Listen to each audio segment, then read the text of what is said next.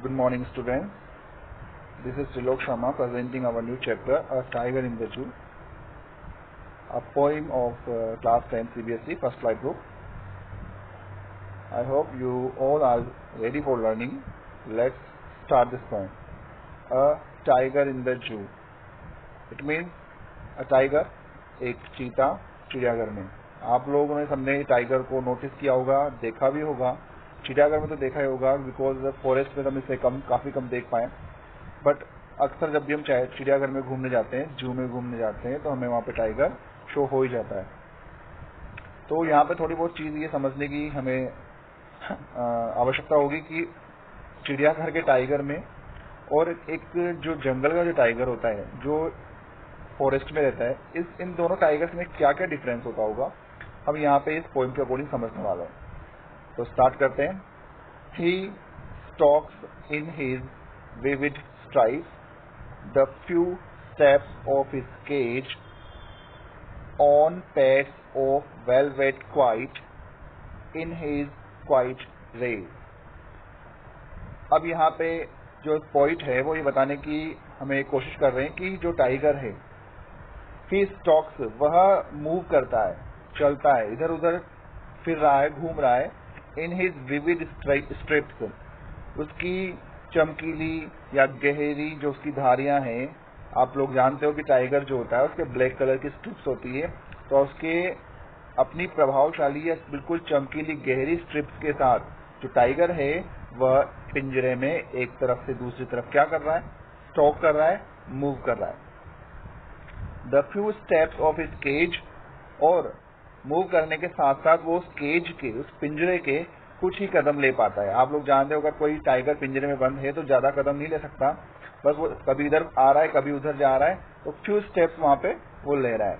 तो he stalks in his vivid stripes the few steps of his cage, अपने केज में वो कुछ ही कदम ले पाता है. On pads of velvet quiet, और यहाँ पे उसके जो पैड्स हैं, जो पंजे हैं, उनको वेलवेट के अकॉर्डिंग सॉफ्ट बताया गया है कि उसके जो पंजे हैं वो काफी सॉफ्ट हैं, और जिसके अकॉर्डिंग क्वाइट है, उसके घूमने फिरने की कोई आवाज नहीं हो पाती है. तो वेलवेट क्वाइट, उसके जो पेट्स हैं वो काफी वेलवेट की तरह सॉफ्ट हैं, जिसको रखने के कारण वहां पे बिल्कुल भी आवाज नहीं होती है. और इन हिज क्वाइट रेज, तो टाइगर जो है वह अपने क्वाइट शांत रेज में भी है, गुस्से में भी है. उसका जो गुस्सा है वो बिल्कुल शांत है, वो शो नहीं कर पा रहा अपने एंगर को, अपनी नाराजगी को बिल्कुल दिखा नहीं पाता. क्यों?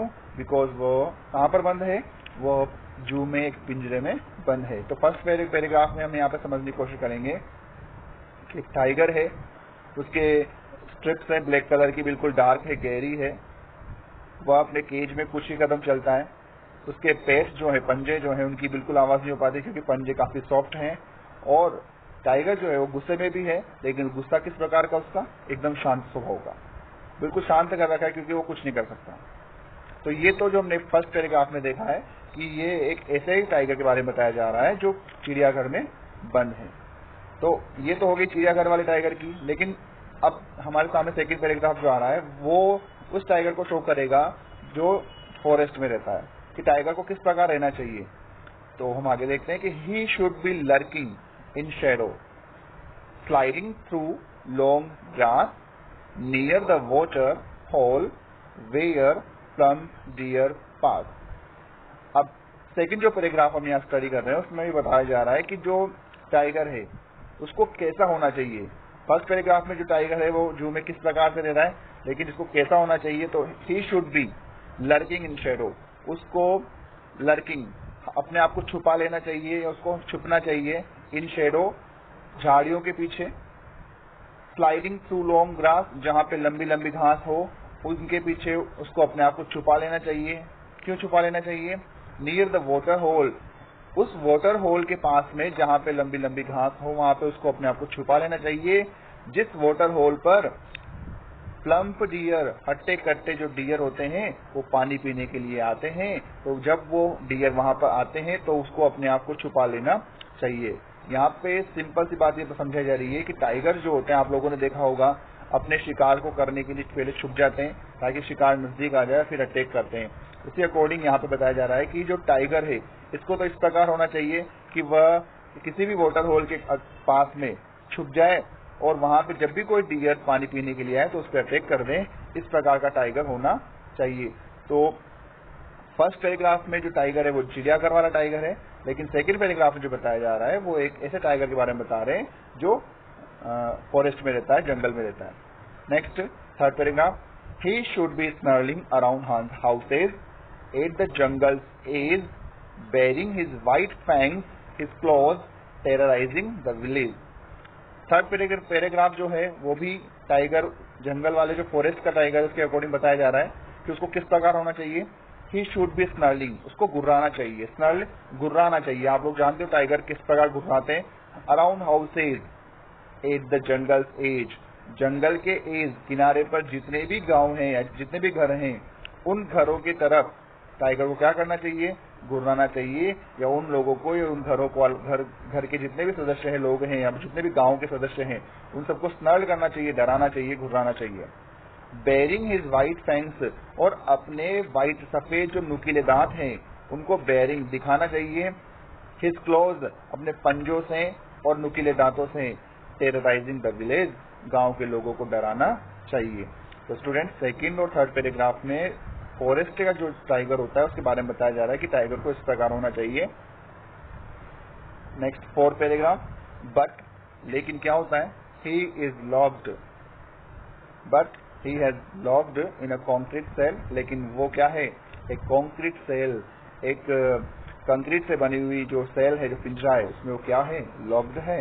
हिज स्ट्रेंथ बिहाइंड बार, और जो उसकी स्ट्रेंथ है स्टूडेंट वो उस पिंजरे के अंदर ही है क्योंकि वो अपनी स्ट्रेंथ को शो नहीं कर पाता। Stalking the length of his cage, अपनी केज की लंबाई में वो स्टॉकिंग कर रहा है, मूव करता रहता है। और इग्नोरिंग विजिटर, और जो चिड़ियाघर उसको देखने के लिए आते हैं उनको वो इग्नोर करता रहता है, मतलब उन पर कोई ध्यान नहीं देता।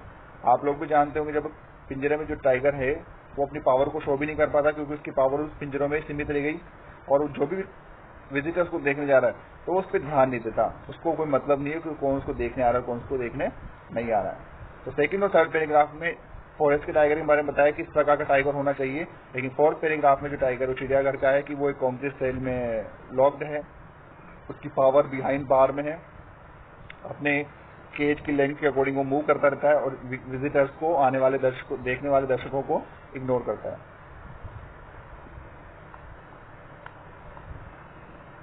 Next, he hears the last voice at night, the patrolling car, and stares with his brilliant eyes at the brilliant star.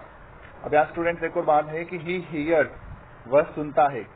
अब दिन भर अगर विजिटर आ रहे हैं, घूम रहे हैं, फिर रहे हैं, तो जब रात होती है, जू बिल्कुल क्लोज होने लगता है, तो यहाँ बता रहे हैं कि वह सिर्फ लास्ट वॉइस जो रात में सुनता है, आखिरी आवाज जो उसको सुनाई देती है वो होती है पेट्रोलिंग कार्स की।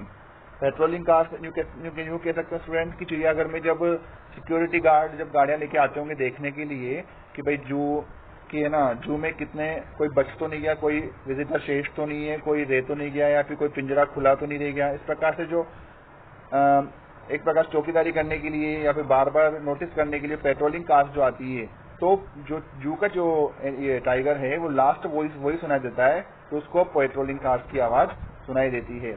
और and stairs with his brilliant eyes, और वो क्या करता है, अपनी ब्रिलियंट चमकीली आंखों से घूरता रहता है, स्टेयर्स घूरता रहता है एट द ब्रिलियंट स्टार, उन चमकीले तारों की तरफ वो रात को देखता रहता है। मतलब जो चिड़ियाघर का जो टाइगर है वो काफी सीमित हो गया है, काफी डिस्टर्ब है, क्योंकि उसका जो नेचर है, उसका नेचर हमने सेकंड और थर्ड पैराग्राफ में समझा, लेकिन जो हम उसको हमारे शौक के अकॉर्डिंग चिड़ियाघर में बंद कर देते हैं तो उसका जो नेचर है वो अपोजिट हो जाता है और वो अपनी पावर के अकॉर्डिंग वर्क नहीं कर पाता है। तो ये एक स्मॉल पोएम है, टाइगर इन द जू। आप, आई होप आप सबको समझ में आई होगी। प्लीज लाइक भी करना और कमेंट भी करें। Thank you so much.